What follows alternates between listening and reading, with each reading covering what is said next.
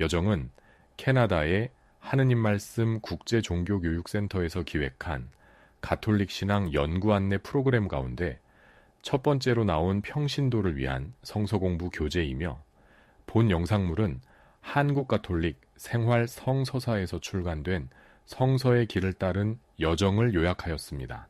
이 교재는 교회에서 보편적으로 받아들여지는 연구 결과에 바탕을 둔 표준적인 이론들과 주석을 채택하였습니다. 셋째 마당, 이방의 왕들과 다름없는 왕. 목표, 솔로몬의 통치에서 부정적인 평가를 받는 측면들은 무엇인지 알아본다. 안내의 말, 우리는 솔로몬과 동시대의 사람들이 솔로몬에게 내린 평가와 수세기 후의 사람들이 기록해 놓은 솔로몬에 대한 판단을 분명히 구분하지 않으면 안 된다. 솔로몬 당대의 사람들도 후대의 작가들도 모두 그의 능수능란한 행정력과 조직력, 수많은 나라들을 예루살렘으로 몰려들게 만든 그의 위대한 정치적 능력, 거대한 건축물들을 쓸 수 있었던 재능 등으로 표현된 그의 지혜에 깊은 감명을 받았다. 그에 대한 비평가들도 솔로몬이 백성에게 대단한 힘과 위엄을 부여해 주어 그들로 하여금 긍지를 가질 수 있게 해주었다는 것은 모두 인정해야 할 것이다. 모두들 그러한 영화를, 위의 대가를 치를 준비는 갖추고 있었겠지만 그 대가가 어떤 것이어도 좋다는 것은 결코 아니었을 것이다. 해설, 초기의 비판. 솔로몬이 당대에 받은 비판은 이 모든 영화를 위해 치른 대가와 관계될 수밖에 없었다. 솔로몬은 수많은 대규모 사업들의 자금을 조달하기 위해서 모든 왕들이 일반적으로 실시하는 방식들을 사용했다. 즉 그는 금전과 물품, 그리고 노역의 형태로 세금을 징수하였다.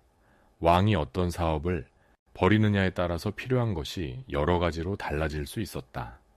때로는 돈과 물품이 가장 중요하기도 하고 인력이 더 급박하게 필요할 때도 있었다. 솔로몬이 그 모든 건축물들을 쓸 때는 세 가지가 모두 필요했지만 그 가운데 가장 필요한 것은 노동력이었다. 그래서 솔로몬은 뭇왕들이 하던 대로 강제 노역의 한 형태인 부역을 강요하였다. 이방의 뭇왕들이 하는 방식이 부역자들의 신음소리와 함께 백성들의 생활 속에 파고들었던 것이다. 성서봉독 열왕기상 5장 27절에서 32절. 솔로몬은 이스라엘 전국에 근로 소집령을 내렸다. 소집에 응한 자는 3만 명이었다. 그는 그들을 레바논으로 보내어 10,000명이 한 달씩 번갈아 일하게 하였다. 그들은 레바논에서 한 달, 본국에서 2달을 보내었다. 아도니람이 부역 책임자였다. 솔로몬은 또 집 나르는 사람 7만과 돌 깨는 사람 8만을 산악지대에 두었는데 그 외에도 이를 감독하는 솔로몬의 고금 관리 3,300명이 있었다. 그들은 어명을 따라 돌을 새겨 신전의 기초를 놓으려고 크고 값진 돌들을 다듬었다. 이렇게 솔로몬과 히람의 건축자들과 그발 사람들이 신전 지을 제목과 돌을 다듬어 마련하였다. 해설. 이 대목에서 우리는 수많은 사람들이 밭이나 일터에서 불려나가 왕의 공사장에서 일하지 않으면 안 되었다는 사실을 분명히 알게 된다. 여기에서 유의해야 할 점은 부역자들이 이스라엘, 즉 북부 지파들 출신이었다는 것이다. 유다 출신 부역자에 대해서는 아무런 언급이 없다. 그렇다고 해서 유다 사람들은 모두 제외되었다고 추론할 수는 없는 노릇이지만 북부 지파들이 부역에 혹심한 부담을 느끼고 있었다고는 결론 지을 수 있다. 성전을 건축하기 위한 노예 노동의 상태로 떨어졌다는 이스라엘 사람들의 생각에 깜짝 놀란 후대의 어떤 기록자는 하나의 근사한 구별을 도입하였다. 즉, 비이스라엘인들만이 부역에 징집되었으며 이스라엘 사람들은 감독관이나 군인으로 복무했다는 것이다. 이러한 견해는 우리가 방금 읽었던 대목과 상반되는 것으로 후대에는 적용될지 모르나 솔로몬 시대에는 사실이 아니었던 것 같다. 솔로몬의 엄청난 건축 공사에는 이스라엘인과 비이스라엘인들이 똑같이 동원되었던 것이다. 북부 지파들은 자기네가 노예로 전락했다고 느꼈다. 이 구역 뒷부분에 가면 알게 되겠지만 강제 노역은 솔로몬의 통치 중 북부에서 시작된 반란의 배후에 놓인 주된 동기였다. 그리고 결국 이스라엘이 솔로몬의 아들에게 터뜨린 주된 불평도 바로 이것이었다. 백성들에게 다른 나라들처럼 왕을 두게 되면 그가 그들을 자기 노예로 만들리라고 경고했던 사무엘이 옳았다.